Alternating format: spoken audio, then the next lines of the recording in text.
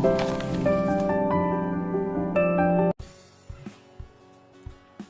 The next topic is modern classification. अभी हमने last video में डिस्कस किया मेंडलीव की पीरियोडिक लॉ के बारे में, जो कि एंशिएंट पीरियोडिक लॉ के नाम से भी जाना जाता है या एंशिएंट पीरियोडिक टेबल के नाम से भी जानी जाती है। और उस टेबल को देने के लिए जो डिस्कवरर थे, जिन साइंटिस्ट का नाम चलता है वो थे मेंडलीव, दिमित्री मेंडलीव। उसके बाद जब उनकी मेंडलीव की पीरियोडिक टेबल में ड्रॉबैक्स मिले, डिफेक्ट्स मिले, डिमेरिट्स मिली, तो उसके बाद उसमें कुछ चेंजेस किए गए और चेंजेस करने के बाद एक नई पीरियोडिक टेबल जनरेट की गई। उस नई पीरियोडिक टेबल को नाम दिया गया मॉडर्न क्लासिफिकेशन के बेसिस पर मॉडर्न पीरियोडिक लॉ और मॉडर्न पीरियोडिक टेबल। जिस लॉ को ये फॉलो करता था वो था मॉडर्न पीरियोडिक लॉ, और जिस टेबल की हम बात कर रहे हैं अब वो है मॉडर्न पीरियोडिक टेबल। और मॉडर्न पीरियोडिक टेबल को देने वाले जो साइंटिस्ट थे वो थे हेनरी मोज़ले। हेनरी मोज़ले ने जो मेंडलीव की पीरियोडिक टेबल में बहुत सारे डिमेरिट्स थे और डिफेक्ट्स थे उन सभी को फुलफ़िल किया। उसके अंदर जितनी भी कमियां पाई गई उन सारी कमियों को दूर किया और एक नई पीरियोडिक टेबल का जनरेशन किया। हेनरी मोज़ले एक इंग्लिश फिजिक्स थे।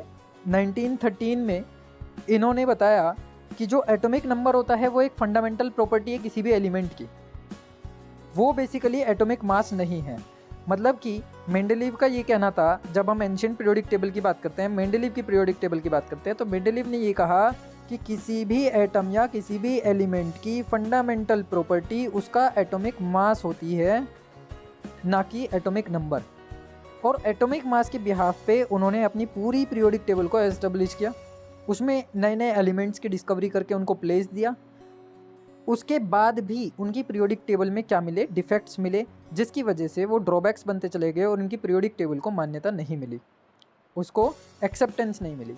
तो मोज़ले ने सोचा कि जब उसने एटॉमिक मास के बारे में कहा तो इसकी पीरियोडिक टेबल में डिफेक्ट्स आने शुरू हो गए। क्यों ना हम एटॉमिक नंबर को बेसिस मानते हुए उनको एक सीरीज़ में लगाएं, उनको कुछ ग्रुप्स में बांटें, उनको कुछ पीरियड्स में डिवाइड करें और उसके बाद देखें कि क्या प्रॉपर्टीज़ में सिमिलैरिटी आती है, क्या प्रॉपर्टीज़ में रिपीटेशन आता है, पीरियोडिसिटी आती है। तो जब हेनरी मोज़ले ने ये काम किया 1913 में, तो उन्होंने बताया कि अगर हम एलिमेंट्स को उनके एटॉमिक नंबर के इंक्रीजिंग ऑर्डर में रखते हैं, एटॉमिक नंबर को फंडामेंटल प्रॉपर्टी मानते हुए हम एक सीरीज़ बनाते हैं, एलिमेंट्स को पीरियड्स में और ग्रुप्स में डिवाइड करते हैं, तो हमें एक टेबुलर फॉर्म मिलती है जिसका नाम हम रखते हैं मॉडर्न पीरियोडिक टेबल। उसको हम हमेशा MPT के नाम से जानते हैं या मोज़ले की पीरियोडिक टेबल के नाम से भी इसको जाना जाता है। अब बेसिकली होता क्या है कि जो एटॉमिक नंबर था किसी भी एलिमेंट का, वो नंबर ऑफ प्रोटॉन के क्या होता है, बराबर होता है। Number of protons always equal to the atomic number, जो कि हम Z से रिप्रेजेंट करते हैं। मोज़ले ने साथ ही साथ ये भी चीज़ यहाँ पर हाईलाइट करी कि किसी भी एटम का जो एटॉमिक नंबर है वो बेसिकली नंबर ऑफ प्रोटॉन्स के बराबर होगा, या फिर ये कह दो कि किसी भी एटम के लिए और एलिमेंट के लिए number of protons always equal to that of the atomic number of this element. तो जब एक एटम की स्ट्रक्चर तैयार हुई थी, उस एटम की स्ट्रक्चर के अंदर हमारे पास आया था एक तो एटॉमिक नंबर और प्लस नंबर ऑफ न्यूट्रॉन, या फिर हमने इसको लिखा था number of protons plus number of neutrons. इस तरीके से एटॉमिक मास जनरेट हुआ था किसी भी एक एलिमेंट का, किसी भी एक एटम का। तो मोज़ले के according the number of electrons in the neutral atom is equal to the atomic number, जो बेसिकली P है, प्रोटॉन है, वो किसके बराबर आया, एटॉमिक नंबर Z के बराबर आया। और मोज़ले ने ही ये कहा कि जो इलेक्ट्रॉन्स के नंबर होते हैं वो एटॉमिक नंबर के बराबर होंगे। और ये रिजल्ट उसने कहाँ से निकाला, वो रिजल्ट यहाँ से निकाला क्योंकि एटॉमिक स्ट्रक्चर में हमने पढ़ा था कि number of proton always equal to the number of electrons in a neutral atom. किसी भी न्यूट्रल एटम के लिए या न्यूट्रल एलिमेंट के लिए दोनों की वैल्यू क्या होती है, बराबर होती है। तब जा करके कोई एक एटम हमें क्या मिलता है, न्यूट्रल मिलता है, क्योंकि इलेक्ट्रिकल न्यूट्रलिटी पे पॉजिटिव और नेगेटिव चार्ज का मेंटेन होना जरूरी है, बैलेंस होना जरूरी है। अब जो बेसिकली डिस्कवरी हुई थी उसका प्रोस्पेक्टिव चेंज हुआ। जो डिस्कवरी हो रही थी एलिमेंट्स की प्रॉपर्टीज़ को लेकर के, उसमें जो चेंजेस आने शुरू हुए वो चेंजेस पीरियोडिक लॉ के बेसिस पे आए और पीरियोडिक लॉ का बेसिस माना गया एटॉमिक नंबर को, ना कि एटॉमिक मास को। तो मेंडलीव की पीरियोडिक टेबल में आने वाली जितने भी चेंजेस थे वो according to the atomic number थे, ना कि एटॉमिक मास। अब जो ये लॉ है, जिस लॉ की हम बात कर रहे हैं मॉडर्न पीरियोडिक लॉ, वो स्टेट क्या करता है, उसकी स्टेटमेंट क्या है, एग्जामिनेशन में वो स्टेटमेंट पूछी जाती है। Basically after discovery of atomic number the periodic law was modified and the new law was based upon atomic numbers is place in place of atomic mass of element. ये change हुआ basically कोई पूछता है अगर कि modern periodic law में और जो एंशिएंट पीरियोडिक लॉ था उसमें चेंज क्या आए थे, उसमें चेंज यह आया था कि पहले एटॉमिक मास को बेसिस माना जाता था, लेकिन मॉडर्न पीरियोडिक लॉ में एटॉमिक नंबर को बेसिस माना गया। तो according to the modern periodic law it states that the chemical and physical properties of element are a periodic functions of their atomic numbers. यानी कि इस बार जो प्रॉपर्टीज़ होंगी एलिमेंट्स की वो उनके एटॉमिक मास को फॉलो ना करके एटॉमिक नंबर को फॉलो करेंगी। और when we place the elements in the increasing order of their atomic numbers, तो एलिमेंट्स की प्रॉपर्टीज़ में क्या आती है, रिपीटेशन आती है। वहाँ पर क्या देखने के लिए मिलती है, एक पीरियोडिसिटी देखने के लिए मिलती है। ये था modern periodic law. After the change of the periodic law many changes were suggested. Periodic table में और पीरियोडिक लॉ में जब चेंज हो गया मोज़ले के बाद, वहाँ पे और भी बहुत सारी चीज़ें ऐसी प्रिडिक्शन की गई और भी बहुत सारे रूल्स को और भी बहुत सारे लॉज को चेंज किया गया। तो अब हम बारी बारी से स्टेप बाय स्टेप वो सारी चीज़ें देखेंगे कि एक पीरियोडिक टेबल को किस तरीके से इमर्ज किया गया, उसमें और कौन कौन से चेंजेस आए। तो ये एक ओवरव्यू है मॉडर्न पीरियोडिक टेबल का जो आज के टाइम में हम पढ़ते हैं, जिसको हम मोज़ले की पीरियोडिक टेबल के नाम से भी जानते हैं या फिर MPT के नाम से जानते हैं। मॉडर्न पीरियोडिक टेबल के अंदर S ब्लॉक बेसिकली यहाँ पर एलिमेंट्स को प्लेस दिया गया, P ब्लॉक यहाँ पर भी एलिमेंट्स रखे हुए हैं सीधे सीधे, ये D ब्लॉक है हमारा और ये है हमारा F ब्लॉक। जबकि अगर हम मेंडलीव की पीरियोडिक टेबल की बात करते हैं तो उसमें ब्लॉक वाइज ऐसा कुछ सिस्टम नहीं था, वहाँ पर एलिमेंट्स को केवल उनके एटॉमिक मास के इंक्रीजिंग ऑर्डर में प्लेस दिया गया था। मॉडर्न पीरियोडिक टेबल को IPAC के बेसिस पर बनाया गया, international union of pure and applied chemistry, जिसमें ब्लॉक्स और ग्रुप वाइज एलिमेंट्स को डिवाइड किया गया था in the S block, P block, D block and F block. There are only 4 blocks in the modern periodic table. तो ये 4 blocks जो हमें दिखाई दे रहे हैं, इन 4 ब्लॉक्स में एलिमेंट्स को प्लेस करने का अपना एक पैटर्न था कि जिन एलिमेंट्स का लास्ट इलेक्ट्रॉन S ऑर्बिटल में या S सबशेल में एंटर करता है, वो सारे के सारे एलिमेंट्स क्या कहलाएंगे, S ब्लॉक एलिमेंट्स कहलाएंगे।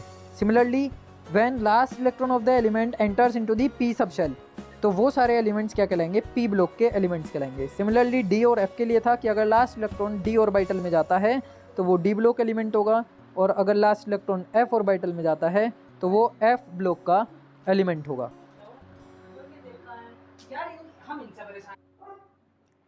The next one is nomenclature of the elements having more than 100 atomic number।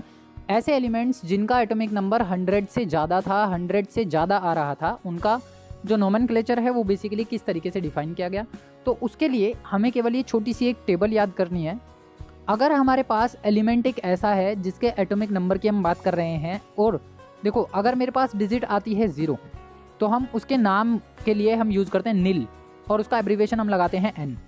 अगर हमारे पास एटॉमिक नंबर में डिजिट आती है 1 तो हम उसके नाम के लिए यूज़ करते हैं UN और इसके लिए एब्रीवेशन आता है U। हमें एक ये टेबल याद करनी है कि मान लो सपोज मैंने लिखा 101, 102, 103, 104।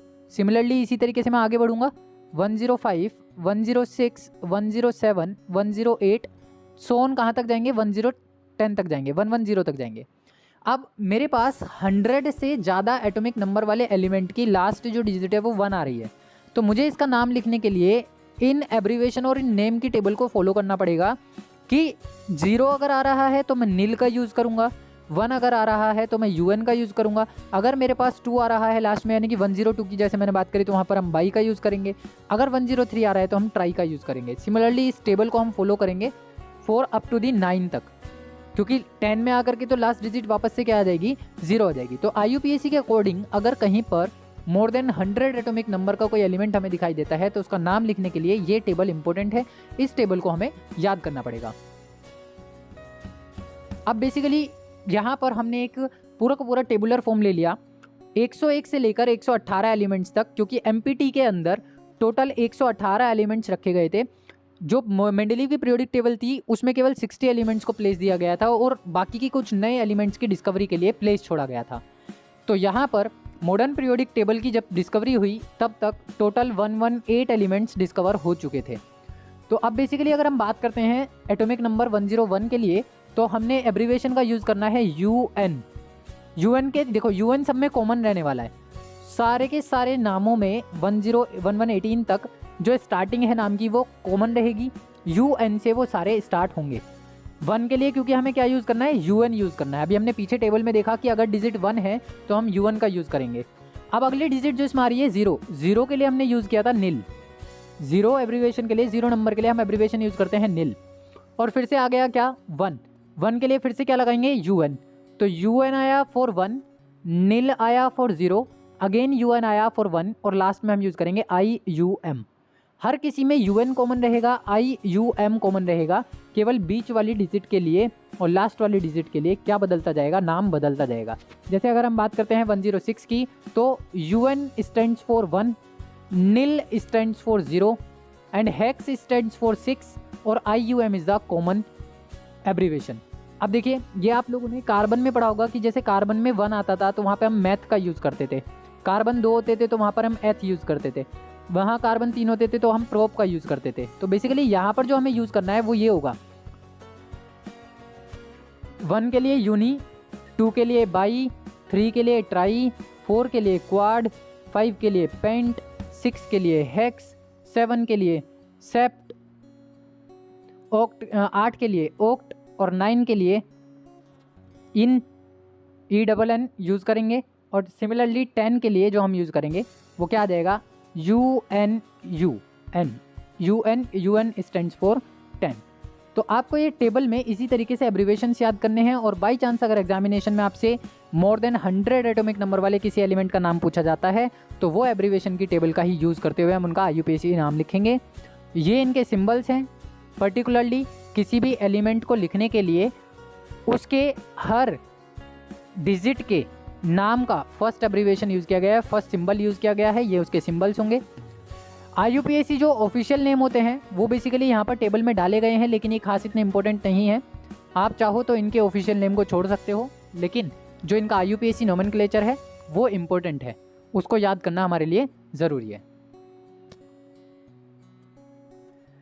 अब अगर हम बात करें मॉडर्न पीरियोडिक टेबल को लेकर के तो उसमें कुछ ज़्यादा खास फ़र्क नहीं है, लेकिन उसके जो फीचर्स हैं उसमें बहुत ज़्यादा चेंजेस आ जाते हैं। अगर हम बात करते हैं besides Mendeleev periodic table, Mendeleev की पीरियोडिक टेबल में वेरिएशंस बहुत ज़्यादा अलग होते थे प्रॉपर्टीज़ को लेकर के, और मॉडर्न पीरियोडिक टेबल में एलिमेंट्स की जो प्रॉपर्टीज़ हैं उनमें वेरिएशंस कुछ अलग तरीके से होंगे। जैसे कि यहाँ पर हम सबसे पहले बात करेंगे प्रॉपर्टीज़ को और फीचर्स को लेकर के, तो वो सबसे पहली फीचर जो है वो इस पीरियोडिक टेबल में आने वाली है ग्रुप्स के अंदर। तो यहाँ पर टोटल ओवरऑल 18 ग्रुप्स हैं। मेंडलीव की पीरियोडिक टेबल में 1 to 9 ग्रुप थे, 9 में से जिसको हमने कंसीडर किया था 1 to 8 एंड 0 ग्रुप। इस तरीके से मेंडलीव की पीरियोडिक टेबल को हमने कंसीडर किया था कि 8 ग्रुप तो एक जैसे हमने सेपरेट अलग किए थे और 0 ग्रुप में हमने इनर्ट गैस को रखा था। लेकिन यहाँ पर क्या हुआ, जो चेंज आया कि total there are 18 groups, MPT के अंदर टोटल 18 ग्रुप्स कर दिए गए। मेंडलीव की पीरियोडिक टेबल में 1 to 8 जो ग्रुप्स थे उसमें से 7th ग्रुप तक सबको सब ग्रुप्स में डिवाइड किया गया था। तो 7 to 14 तो ये हो गए थे। 8 वाला सब ग्रुप में डिवाइड नहीं हुआ था और 0 वाला भी सब ग्रुप में डिवाइड नहीं हुआ था, लेकिन सब ग्रुप्स को हम टोटल ग्रुप्स में काउंट नहीं करते हैं। अब MPT में जो ये चेंज आया कि टोटल ग्रुप कितने हो गए, 1 to 18 हो गए। टोटल 18 ग्रुप्स यहाँ पर देखने के लिए मिले।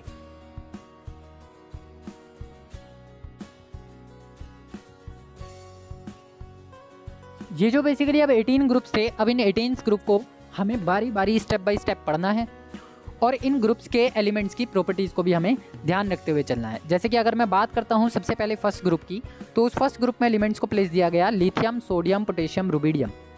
अब इन एलिमेंट्स को डाउनवर्ड ऐसे हम पढ़ते हैं क्योंकि इनकी प्रॉपर्टी सिमिलर पाई गई। एलिमेंट्स जो इसमें प्लेस हुए थे ग्रुप वाइज, उनको ग्रुप वाइज प्लेस करने के पीछे का रीज़न था सिमिलैरिटी इन दी प्रॉपर्टीज़। जिन एलिमेंट्स की प्रॉपर्टीज सिमिलर आती गई उनको हम डाउनवर्ड ग्रुप में प्लेस देते चले गए, जिनकी प्रॉपर्टीज डिफरेंट आती चली गई उनको हम पीरियड के अंदर प्लेस करते चले गए। सिमिलरली अगर मैं बात करता हूँ ग्रुप 17 की, तो उसमें एलिमेंट्स रखे हुए हैं fluorine, chlorine, bromine and iodine. अगर मैं बात करता हूँ ग्रुप सेकंड की, तो ग्रुप सेकंड में एलिमेंट्स रखे गए हैं बेरिलियम, मैग्नीशियम, कैल्शियम, स्ट्रोंशियम। इस तरीके से एलिमेंट्स को डाउनवर्ड रखा गया है। अब ये जो वर्टिकल हैं, ये जो ग्रुप्स की मैं बात कर रहा हूँ, ये वर्टिकल कॉलम्स भी कहलाते हैं, और ये जो हॉरिजॉन्टल रोज दिखाई दे रही हैं इनको हम पीरियड्स बोलते हैं। तो पीरियड्स हमेशा लेफ्ट टू राइट काउंट किए जाएंगे और ग्रुप्स हमेशा टॉप टू बॉटम काउंट किए जाएंगे। टॉप टू बॉटम इनकी प्रॉपर्टीज को स्टडी किया जाएगा।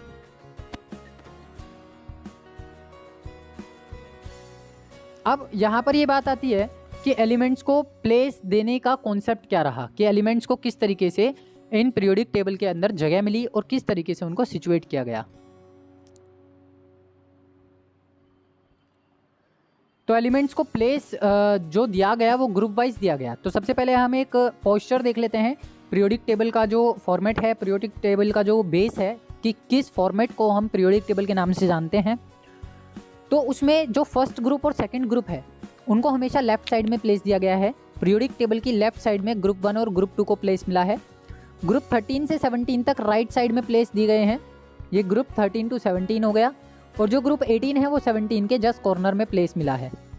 तो ग्रुप 1 और group 2 left side of the periodic table को डिफाइन करते हैं। Group 13 to group 17 and group 0 या ग्रुप 18 भी हम इसे कंसिडर करेंगे, वो हमेशा पी ब्लॉक को डिफाइन करता है, यानी कि right side of the periodic table को डिफाइन करता है। जो ग्रुप 3 to 12 हैं उनको प्लेस मिला है middle of the periodic table. तो ये 3 to 12 को डिफाइन करता है, जो बीच वाला ब्लॉक होता है। इस तरीके से टोटल ओवरऑल 18 ग्रुप्स बनते हैं एमपीटी के अंदर। अब यहाँ पर अगर मैं बात कर रहा हूँ कि जो बेसिकली 11th और 12th ग्रुप होते हैं उनको हमेशा मोस्टली नॉन ट्रांजिशन एलिमेंट्स ही कंसीडर किया जाता है। इसका मतलब यह है कि 3 से लेकर के 10th ग्रुप तक के जो एलिमेंट्स हैं वो हमारे ट्रांजिशन एलिमेंट्स भी कहलाते हैं।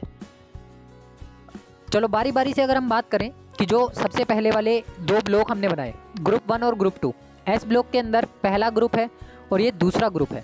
ये पीरियोडिक टेबल को रिप्रेजेंट करते हैं।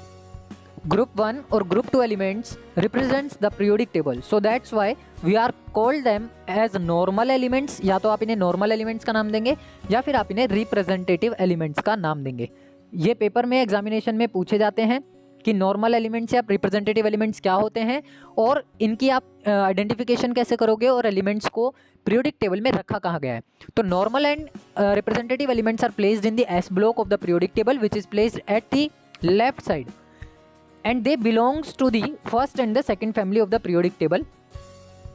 अगर हम फर्स्ट फैमिली और सेकंड फैमिली के आइडेंटिफिकेशन की बात करते हैं तो अगर लास्ट इलेक्ट्रॉन एक आता है तो वो फर्स्ट ग्रुप से बिलोंग करने वाला है। अगर 2 इलेक्ट्रॉन लास्ट आते हैं तो वो सेकंड ग्रुप से बिलोंग करने वाला है।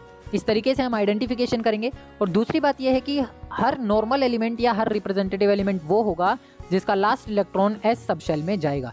तो बारी बारी से एक बार फिर रिपीट करते हैं कि अगर last electron enters into the S sub shell तो वो नॉर्मल या फिर रिप्रेजेंटेटिव एलिमेंट है।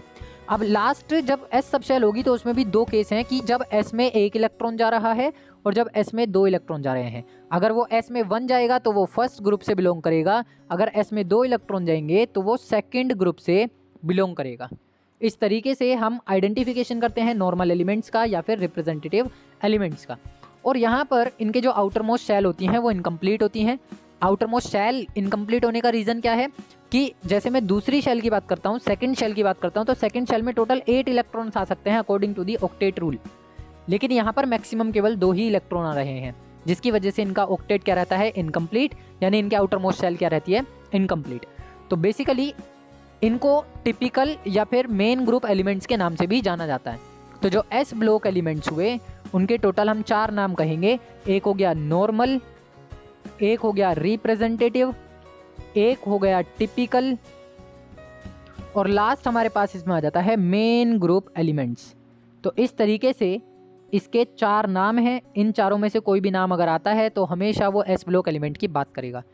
ग्रुप 3 to 12 की हमने बात करी कि वो middle of the periodic table में रखे गए हैं, जिनको हम ट्रांजिशन एलिमेंट्स बोलते हैं, क्योंकि इनके पास वेरिएबल ऑक्सीडेशन स्टेट होती है। इसके पीछे का रीज़न क्या है, वेरिएबल ऑक्सीडेशन स्टेट का होना। जिन एलिमेंट्स के पास वेरिएबल ऑक्सीडेशन स्टेट होगी, जो कलर्ड आयन बनाएंगे, जो कॉम्प्लेक्स आयन बनाएंगे, वो सारे के सारे ट्रांजिशन एलिमेंट्स कहलाते हैं। लेकिन इसमें भी जो 11th और 12th ग्रुप वाले एलिमेंट्स हैं वो उनके अंदर सारे एलिमेंट्स ट्रांजिशन नहीं होते। कुछ एलिमेंट्स ऐसे भी होते हैं जो रिस्ट्रिक्ट होते हैं, जो प्रोहिबिटेड होते हैं for the preparation of coloured compound या कॉम्प्लेक्स और वेरिएबल ऑक्सीडेशन स्टेट, जिसकी वजह से उनको नॉन ट्रांजिशन एलिमेंट्स में कंसीडर किया जाता है। इनके भी जो 2 आउटर मोस्ट शेल्स होती हैं वो इनकम्प्लीट होती है। वहाँ पर आउटर मोस्ट शेल एक ही होती है जो इनकम्प्लीट रहेगी, यहाँ 2 आउटर मोस्ट शेल होती हैं जो इनकम्प्लीट रहती हैं। तो अभी हम यहाँ पर जो बात कर रहे हैं वो हमारे पास हो गई ट्रांजिशन एलिमेंट्स को लेकर के और outermost shell of the 11th and the 12th element को लेकर के, जो कि नॉन ट्रांजिशन एलिमेंट्स में हमेशा कंसीडर किए जाते हैं। साथ ही साथ ये भी चीज़ हमेशा ध्यान रखनी है कि जो इलेक्ट्रॉन्स होते हैं, जो डी ब्लॉक के एलिमेंट्स हैं, जो ट्रांजिशन एलिमेंट्स हैं, नॉर्मल एलिमेंट्स के केस के अलावा उनके पास मोर एफिशिएंसी होती है इलेक्ट्रॉन्स को ऐड करने की, यानी कि वैलेंस शेल में वो अपनी नॉर्मल कंडीशन से ज़्यादा इलेक्ट्रॉन्स को ऐड करा सकते हैं। इसका मतलब ये है कि जो इलेक्ट्रॉन्स होते हैं वो एडिड होते हैं या ऐड होते चले जाते हैं to the incomplete inner shells में। आउटर मोस्ट शेल भी इनकम्प्लीट है, इनर शेल भी इनकम्प्लीट है, तो जो इलेक्ट्रॉन्स आते हैं वो इनर शेल में ऐड होते चले जाते हैं, फिर उसके बाद वो आउटर मोस्ट शेल में भी ऐड होते हैं। जब हम इनको ग्रुप वाइज स्टडी करेंगे तो इस प्रॉपर्टी को बहुत अच्छे से समझ पाओगे, इस फीचर को बहुत अच्छे से समझ पाओगे कि किस तरीके से डी ब्लॉक एलिमेंट्स के अंदर इलेक्ट्रॉन्स का एडिशन होता है। नेक्स्ट आ जाता है एलिमेंट्स 113 से लेकर के 117 तक आर नॉट नोन। 113 से 117 तक के जो एलिमेंट्स है 113, 115 और 117 ये अभी डिस्कवर नहीं हो पाए हैं, लेकिन इनके लिए एक्सपेक्टेड पोजीशन लोकेट करके छोड़ दी गई थी। ग्रुप 18 अगर हम एलिमेंट्स की बात करते हैं, ग्रुप एलिमेंट्स की, जनरली ये एक्सट्रीम राइट पोजीशन पर रखे होते हैं, बिल्कुल कॉर्नर पर पीरियोडिक टेबल के, पी ब्लॉक के भी बिल्कुल साइड में, और इनको हम बोलते हैं नोबल गैसेस। जो ये 18th ग्रुप के एलिमेंट होते हैं उनको नोबल गैसेस के नाम से जाना जाता है। There are almost shells contain 8 electrons. इनके पास जो आउटर मोस्ट शेल होती है वो 8 इलेक्ट्रॉन को कंटेन करके रखती है। इसका मतलब है कि इनका ऑक्टेट कंप्लीट होता है। ऑक्टेट इनका कैसा है? कंप्लीट है। कंप्लीट ऑक्टेट होने की वजह से ये नॉन रिएक्टिव हैं, और नॉन रिएक्टिव हैं जिसकी वजह से इनको नोबल गैसेस के नाम से जाना जाता है।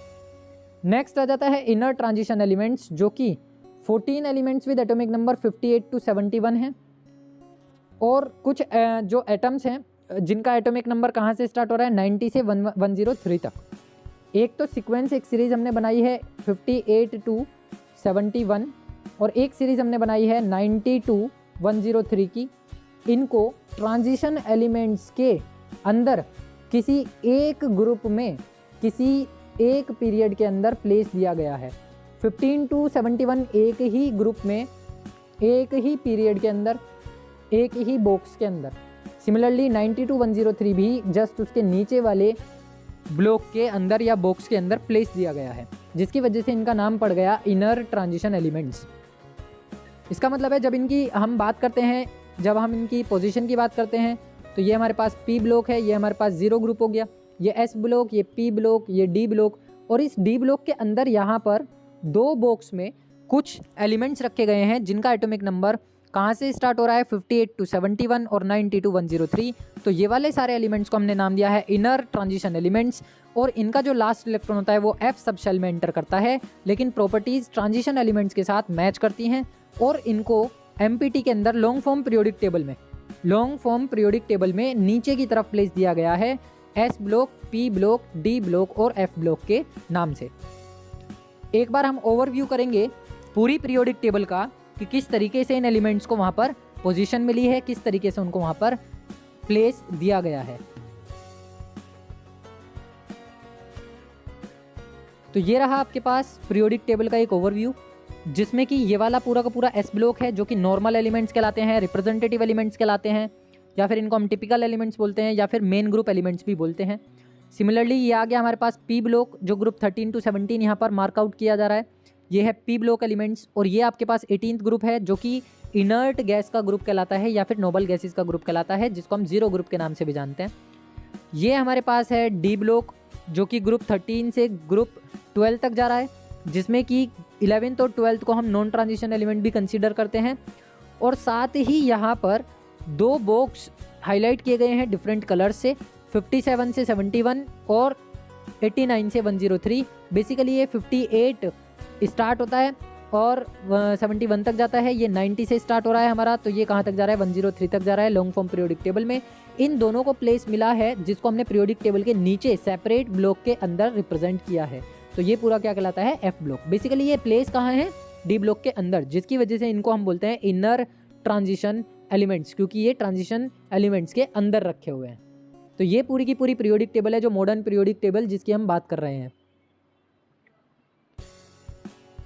नेक्स्ट अब हम बात करते हैं पीरियड्स की। अभी हमने देखा सारा का सारा ग्रुप्स कि किस तरीके से एलिमेंट्स को ग्रुप्स में प्लेस दिया गया है।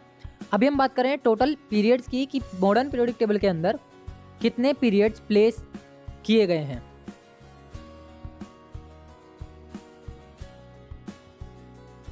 देयर आर 7 रोज।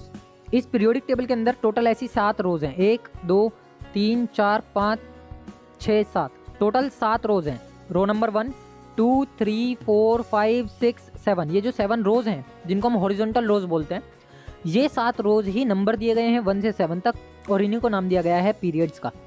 तो बेसिकली इनको हम स्टार्ट करते हैं फिल करना। तो पीरियड नंबर जो होते हैं उनको हम स्टार्ट करेंगे पीरियड नंबर 1 से। तो पीरियड नंबर 1, उसमें केवल एक ही एलिमेंट प्लेस्ड है एस ब्लॉक के अंदर, और एक एलिमेंट प्लेस्ड है 0 ग्रुप के अंदर। फिर पीरियड 2 की अगर मैं बात करता हूँ तो पीरियड 2 में 2 एलिमेंट प्लेस्ड हैं यहाँ पे, जो हाइड्रोजन, हीलियम, लिथियम, बेरिलियम। तो लिथियम और बेरिलियम को हमने यहाँ पे एस ब्लॉक में प्लेस किया। फिर उसके बाद बोरॉन से स्टार्ट होता है पी ब्लॉक के अंदर, 13 to 18 एलिमेंट्स यहाँ पर रखे गए हैं। फिर उसके बाद हम थर्ड पीरियड की ब्लॉक की बात करते हैं। तो थर्ड पीरियड को कंप्लीट पूरा फिल किया गया है, फोर्थ को पूरा फिल किया गया है, 6 को पूरा फिल किया गया है। इस तरीके से टोटल 7 पीरियड्स को हम डिवाइड करते हैं और उसमें एलिमेंट्स को फिल करते हैं। तो फॉर एग्जाम्पल अगर मैं बात कर रहा हूँ थर्ड पीरियड की, तो the third shell starts filling up as we move from left to right. जब आप लेफ्ट टू राइट जाओगे, देखो ये थर्ड पीरियड की हमने बात करी है जो यहाँ पर स्क्रीन पे आपको दिखाई दे रहा है, उसमें एलिमेंट्स सोडियम से लेकर के आर्गन तक प्लेस दिए गए हैं, और सभी में एक कॉमन चीज़ है कि सबकी 3 शेल्स हैं। सब किसी में 3 शेल्स बनी हुई हैं। पहली शेल में 2 इलेक्ट्रॉन, दूसरी शेल में 8 इलेक्ट्रॉन, तीसरी शेल में 1 इलेक्ट्रॉन। सिमिलरली अगर मैग्नीशियम की बात करता हूँ तो पहली शेल में 2, दूसरी शेल में 8, तीसरी शेल में 2। ऐसे ही एल्यूमिनियम की बात करते हैं तो पहली शेल में 2, दूसरी शेल में 8, तीसरी शेल में 3। इस तरीके से टोटल हर किसी एलिमेंट के अंदर 3 शेल्स बनी हुई हैं। फर्स्ट पीरियड की अगर मैंने बात करी है तो वो फर्स्ट पीरियड कहलाता है शॉर्टेस्ट पीरियड। ये 10th क्लास में भी सारी चीज़ें हमने पढ़ी थी क्लासिफिकेशन चैप्टर में। तो first period is called as the shortest period because it contains only 2 elements, that is hydrogen and helium. Second और third periods are called short periods because they contains only 8 elements. Fourth and fifth periods are called as long period because they contains 18 elements. And the sixth and seventh period are called as very long periods because they contains 32 elements. तो इस तरीके से पूरी periodic table में periods को place दिया गया है और पीरियड्स को नाम दिया गया है। फिर से एक बार मैं रिव्यू कराता हूँ पीरियोडिक टेबल में इन पीरियड्स का कि किस तरीके से कौन से पीरियड को किस नाम से जाना जाता है और वो कितने एलिमेंट्स को कंटेन करता है। So again this is the periodic table. अगर हम इसमें पीरियड्स की बात करते हैं तो this is known as the first period, second period, third period, fourth period, fifth period, sixth period and the seventh period. Total 7 periods हमारे पास हो गए। पहले पीरियड में केवल 2 ही एलिमेंट्स हैं जिसकी वजह से इसको शॉर्टेस्ट पीरियड का नाम दिया जाता है। सेकंड पीरियड में टोटल अगर आप काउंट करके देखें तो 8 एलिमेंट्स बैठते हैं। ये जो 8 एलिमेंट्स हैं इसकी वजह से इसको शॉर्ट पीरियड के नाम से जाना जाता है। सिमिलरली थर्ड वाला जो पीरियड है ये भी शॉर्ट पीरियड के नाम से जाना जाता है क्योंकि दोनों के पास सेम नंबर ऑफ एलिमेंट्स हैं। टोटल 8 एलिमेंट्स इनके पास प्रेजेंट है।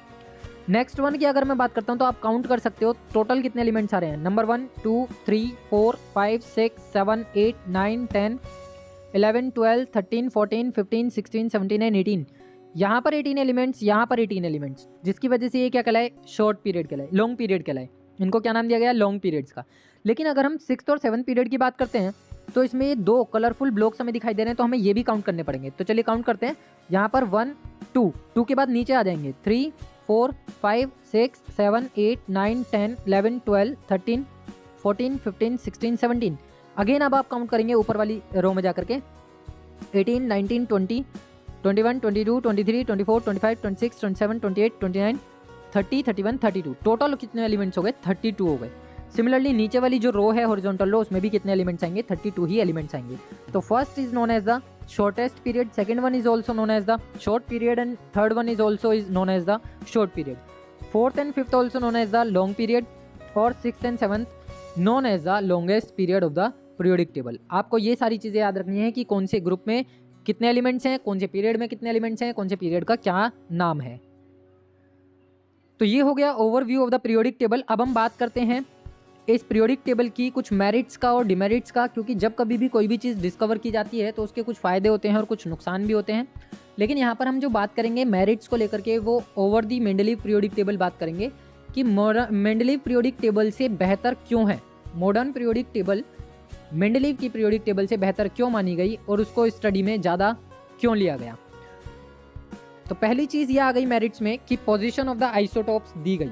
मेंडलीव की पीरियोडिक टेबल में क्या हुआ था कि आइसोटोप्स को अलग अलग जगह पर जगह दे दीजिए। जैसे हाइड्रोजन की हमने बात करी थी, हाइड्रोजन के 3 आइसोटोप्स होते हैं, 1H1, second one is 1H2, third one is 1H3, protium, deuterium और ट्राइटियम। तो मेंडलीव ने इन तीनों को ही अलग अलग जगह पे रख दिया था। क्यों रखा था उसने अलग अलग जगह पे? क्योंकि उसकी पीरियोडिक टेबल का बेस था इनका एटॉमिक मास, और जब एटॉमिक मास इंक्रीजिंग ऑर्डर में आ रहा है तो उसने पहले आइसोटोप को यहाँ रखा, दूसरे आइसोटोप को यहाँ रखा, तीसरे आइसोटोप को यहाँ रखा इन the increasing order of the atomic mass. लेकिन जो अब हमारे पास मॉडर्न पीरियोडिक टेबल आई है, मॉडर्न पीरियोडिक टेबल का जो बेसिस है वो क्या है? Atomic number. तो एटॉमिक नंबर के इंक्रीजिंग ऑर्डर में जब हम देखते हैं तो बेसिकली इनका एटॉमिक नंबर क्या पाया गया? सेम। जब एटॉमिक नंबर सेम है तो इनको एक ही बॉक्स के अंदर उठा करके रख दिया गया, जो कि बिल्कुल ठीक बात थी कि isotopes are those elements which have same number of protons and the same atomic number but different atomic mass. तो ये एक ही एलिमेंट के छोटे छोटे पार्ट्स हैं, एक ही एलिमेंट्स के एटम हैं जिनको एक ही बॉक्स के अंदर प्लेस दिया गया। तो इसका बेनिफिट ये रहा कि आइसोटोप्स को अलग अलग ना पढ़ करके अब हम एक ही बॉक्स के अंदर पढ़ रहे हैं। दूसरा जो इसका मेरिट रहा वो रहा anomalous pair of elements. Basically Mendeleev ने क्या काम किया था? एनामोलस पेयर दिखाया था। उसने पोटेशियम को पहले रखा था और आर्गन को पीछे, आर्गन को पहले रखा था और पोटेशियम को पीछे रखा था। उसने एटॉमिक मास के बिहाफ पे देखा था। लेकिन यहाँ पर जो बात करी गई वो किसके बेसिस पे बात करी गई? एटॉमिक नंबर के बेसिस पे, जिसकी वजह से आर्गन पहले आ गया क्योंकि उसका एटॉमिक नंबर 18 था और पोटेशियम पीछे आ गया जिसका एटॉमिक नंबर 19 था। तो इस तरीके से जो एनामोलस पेयर मेंडलीव ने अपनी पीरियोडिक टेबल में बनाए थे वो सारे शॉर्टकमिंग्स को दूर किया गया और पीरियोडिक टेबल को आगे बढ़ाया गया। अच्छा, अब जब इनकी प्रॉपर्टीज़ की हम बात करते थे तो ये प्रॉपर्टीज़ भी उन एलिमेंट्स के साथ फिर वो मैच कर गई जिनके नीचे उनको प्लेस मिला। जैसे मैं पोटेशियम की बात करता हूँ तो पोटेशियम को प्लेस मिला सोडियम के नीचे इन दी एमपीटी मॉडर्न पीरियोडिक टेबल, तो पोटेशियम की प्रॉपर्टीज सोडियम के साथ मैच कर रही थी। ऐसे ही आर्गन को प्लेस किसके नीचे मिला? हीलियम के नीचे, तो वो नियोन के नीचे, तो वो भी किसके साथ मैच कर रही थी? नियोन के साथ मैच कर रही थी। तो ये क्या रही? इसके कुछ बेनिफिट्स रहे over to the Mendeleev's periodic table. अब जितना भी काम अभी तक हमने देखा एमपीटी को लेकर के, मॉडर्न पीरियोडिक टेबल को लेकर के, उस पर बेस्ड कुछ ये 5 क्वेश्चंस हैं जो स्क्रीन पर दिखाई दे रहे हैं। ये 5 क्वेश्चंस आप लोगों को सॉल्व करने हैं। ये आपका क्वेश्चंस ऑफ द डे हो गया। इन क्वेश्चंस को आप सॉल्व करिए और क्वेश्चंस में अगर कोई प्रॉब्लम आती है तो आप उसको कमेंट बॉक्स में कमेंट कर सकते हैं, अदरवाइज आप मुझे पर्सनली मैसेज करके भी पूछ सकते हैं।